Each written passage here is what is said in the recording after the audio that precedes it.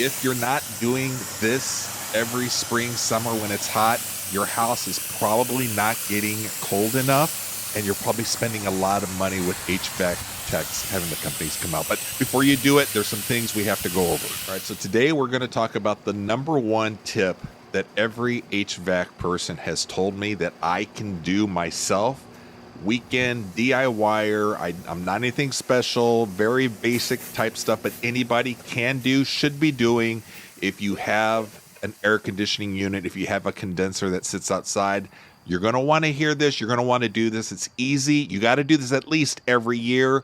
I do it almost every month in the spring and summer. Now, depending on where you live, most places, late spring, early summer, this is the time that you want to start thinking about that AC condenser outside of your house, apartment, wherever you live. Now, you see what I'm seeing inside. It's a little hard to see on the video, but how kind of yellow and dirty those fins are inside.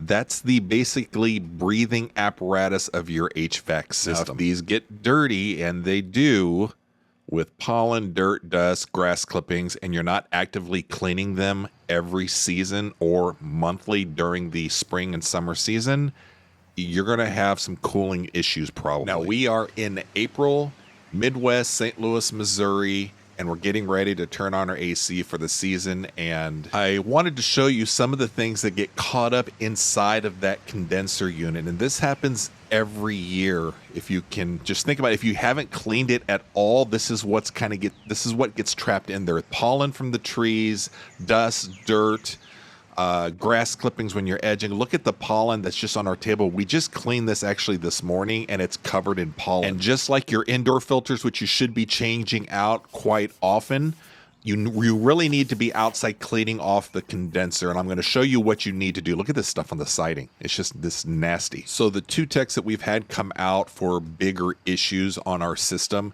each time I've asked them and they've told me this is what they do for their systems at their house. And they do this almost every month. One of them actually said that he does it every week for his girlfriend. And it's basically just to ensure that their system is running as cold, as efficiently as possible. So I'm sold. I do this now all the time. Before we get started with anything in particular, let's just do the safety thing first. Go ahead and pull the breaker that's located back behind your condenser unit. You just pull it.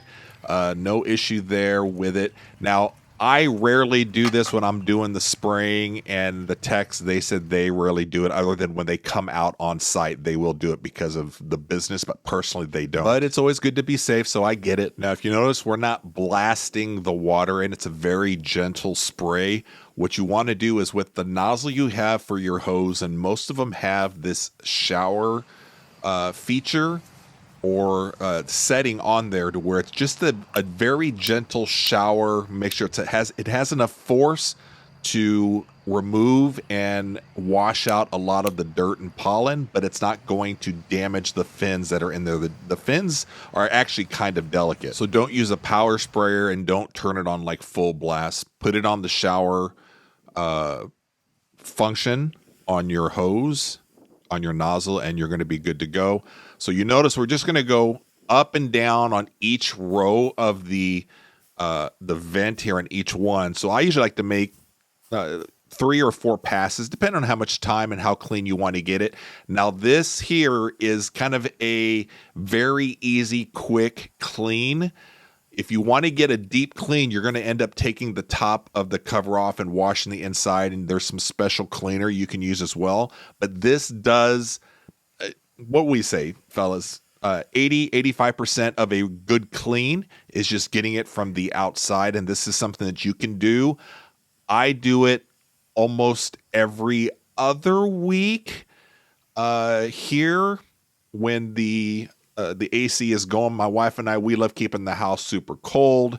So this really helps maintain and make sure that the AC is running super efficient. Now you see that the grate is kind of angled there. So you want to kind of angle your nozzle also to where you're spraying directly onto those fins. Make several passes. Make sure you get all 4 sides. You can go up from the top if you want to as well to get kind of the inside fins. But the big key is going to be to get up in there inside to where it's drawing in all of the pollen, the grass clippings. When I weed eat over here and the condenser's running, it's pulling in some of those grass clippings and everything. So we want to get all that kind of washed out, cleaned out. You're going to have a ton of water coming out from the bottom. That's perfectly fine. Nothing to worry about there. Just make sure that you're going up and down on each one. Again, 2, 3, 4 passes are going to be fine on each of the columns here. The more you end up doing this yourself, the more often you're doing this and changing out that filter inside, the less money you're spending on making those calls to have them come out. They're going to kind of do the same thing. They're going to do a lot more thoroughly, but they're going to charge you a lot more money to do something that you could be doing yourself.